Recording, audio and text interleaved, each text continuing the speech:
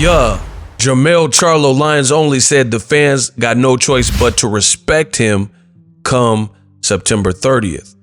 What up, Fight World? It's your boy Ego, and I'm back with some more boxing. Now, Jermell Charlo is expecting the fans to give him his full credit after the Canelo fight. He says, quote, "I think they're going to appreciate my skills and what I've been doing for so long as a kid. They're going to know that every fight I come to put on a hell of a show, but I'm also dangerous." He closes up by saying, "People will be mixed with emotions and calling me great. I want to be known as great after this," end quote. Now, I must admit that Jermell Charlo, everything he's been saying to this point has been on point. He has constantly sounded confident. You look at his body type, pause, it looks like he's gaining weight in the proper way. And that's one piece of the puzzle. Of course, talking the talk, you got to also walk the walk. We've seen fighters in the past and recently, like Ryan Garcia. He talked the talk, said, "Oh, I'm gonna knock out Gervonta Davis. Give me 2 rounds. All I need is 2 rounds." But when the actual fight came, he wasn't able to defeat Gervonta Davis. And in fact, he said he was going to knock out Tank in 2 rounds. He got dropped and hurt in round 2. So boxing is about execution as well. So Jermell Charlo, he's saying the right things. Canelo has 60 plus fights, a lot of experience. Canelo is not given any kind of consolations or concessions. So he made Jermell Charlo move all the way up to his division where he has the undisputed titles. So that's a 14-pound jump, a 2 weight class jump. We'll see if Jermell Charlo can put it all in motion and get her done. But I do like at least what I'm hearing from Jermell Charlo. He sounds like he's full of vigor, energy, and confident. And this is the moment he's been waiting for. He's been waiting for an opportunity, him and his brother, to fight against Canelo, and the stars aligned and the cards played out in his favor where he was able to get Canelo first. And I believe I know why. I think it's because he's the guy with no experience over 160. So despite him being a great fighter, Canelo is looking for those type of advantages, like a guy that's never fought at the weight class. He feels more comfortable fighting someone like that as opposed to someone in the weight class like David Benavidez, who's a big super middleweight, or David Morrell, or even Demetrius Andre. 2 of the 3 he could have fought for years, right? So it is what it is. It's still a big fight with big names. Charlo is seeming confident. He's naturally taller and his walk around weight is up there, but it's still different. I'm going to stand on this. I'm going to be on this hill that fighting and campaigning and holding that weight, like let's say Kell Brook versus Triple G. He did all this stuff to bulk up and he still got stopped by Golovkin. Hey, no, guys, hey, Max, this guy's as posh as nothing, right? So all that bulking up, that only goes so far. It was Triple G's division. He was the middleweight. He was the guy from Kazakhstan who had stopped like 21 fighters in a row. And we seen that on the fight night. Jermell Charlo, I don't know. He could be getting Canelo at the perfect time because Canelo hasn't looked great in his recent fights to me. He's looked very flat-footed and showing signs of wear and tear from being a pro since age 15. So ultimately, and we gonna see how it all plays out. Now, finally, I want to talk about Jermell Charlo says the fans will call me great. It's unfortunate in the sport of boxing that you have fighters as good as Jermell Charlo and he just doesn't get the credit. And I'm going to let you in on a little Jimmy Jim. So make sure you guys write this down and pay attention. If Jermell Charlo were to lose to Canelo Alvarez, it's not a prediction. I'm saying if he loses, this is what old media does. What old media will do is the whole time, his whole run at 54, he did incredible work. He has stupendous wins. Like he had a tough fight with Tony Harrison.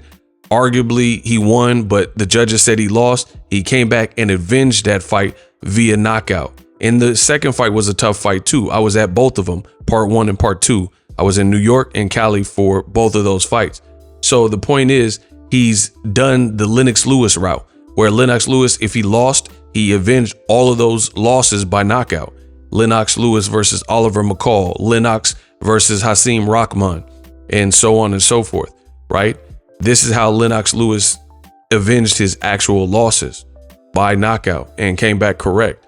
And you've seen it with Charlo. It wasn't a loss, it was a draw, but it was a contested and controversial draw according to some pugilists and fans. And that was against Brian Castano for undisputed. And he came back and knocked out Brian Castano. So the whole time he's doing all this great work, running through 54 mandatories that were looking very promising, like Erickson Lubin and Charles Hadley, fighting everybody. Austin Trout, veterans, you know, who gave Canelo some issue, things like that. And he's not given the credit for it.